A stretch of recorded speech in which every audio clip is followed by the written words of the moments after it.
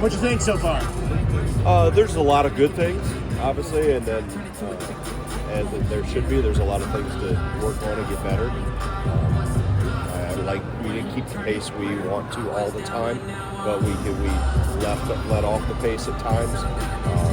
And we didn't throw the ball inside as much. We missed some rollers at times. We missed some big to big.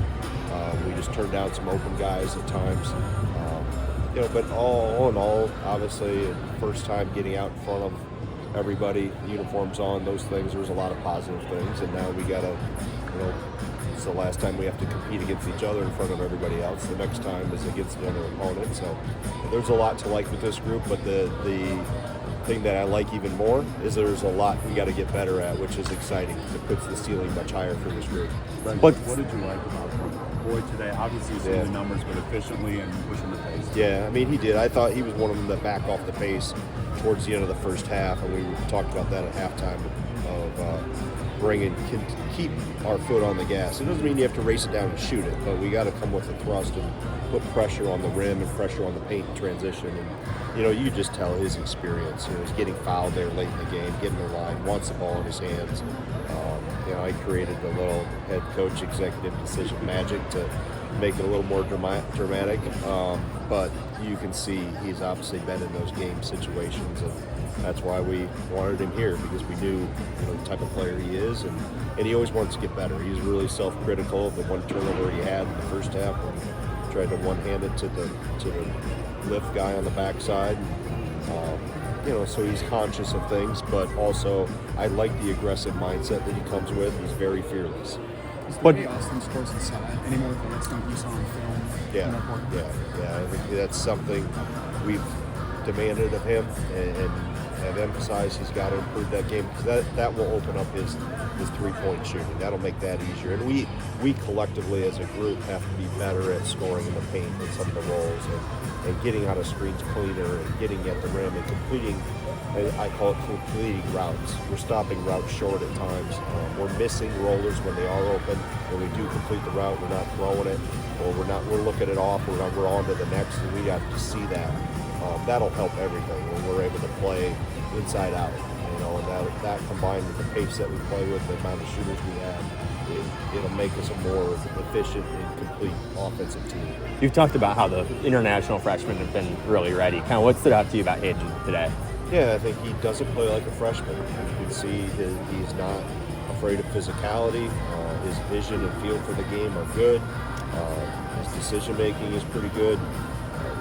And at his size as a ball handler at 6'6", 6'7", and it just, for his ability to periscope over the defense and around the defense, Brody has a lot of those same attributes in terms of ball handling.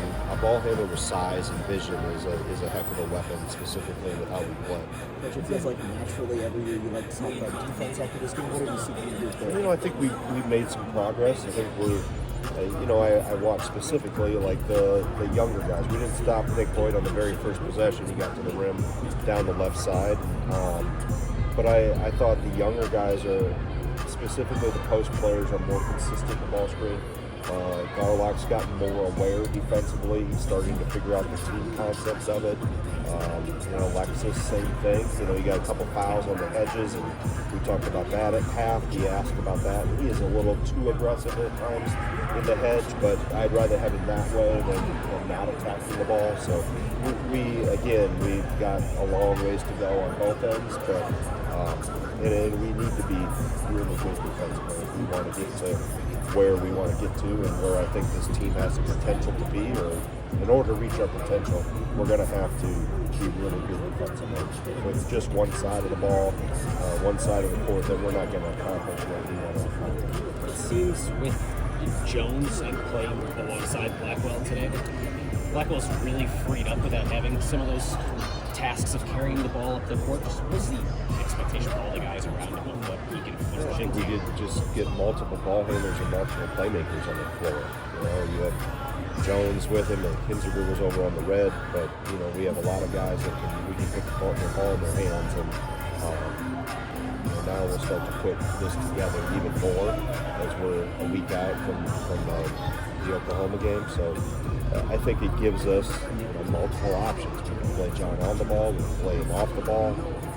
And you can see his veteran experience starting to shine. He picks up on little things, like a little out of bounds play where we got 3-point play. That was his little creativity within that huddle.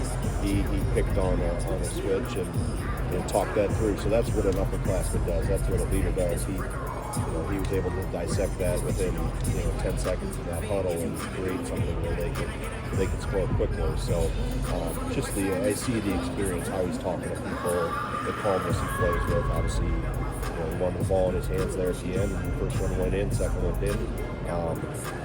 So I just like his moxie and the poise he plays with. What do you think of Boyd's charge? It was good. I saw the replay. He was outside the arc.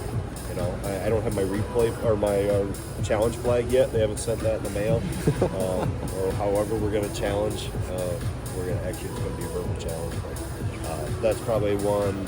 As I saw the quick replay, I would not have challenged because I would have lost a timeout because I would have been wrong. Coach, it seems like Yeah. Boyd kind of has a particular competitive edge to him. Just what have you seen from that? Is it kind of fitting the way that you did things? Yeah, I mean, we've seen him. I've intentionally kept specifically him and Blackwell on opposite teams so they can compete with each other, and not so much that they go head, but what they do is they lift both teams. John lifts his team, Nick lifts his team, and takes them to another level. So when they make the people around them better, that's good, and obviously then the convergence of playing together. We've done that some, and we'll continue to do that. But it has lifted the competition in practice, and it's made everybody else have to be better in order to keep pace with those guys. All right, so thank you. All good? All right.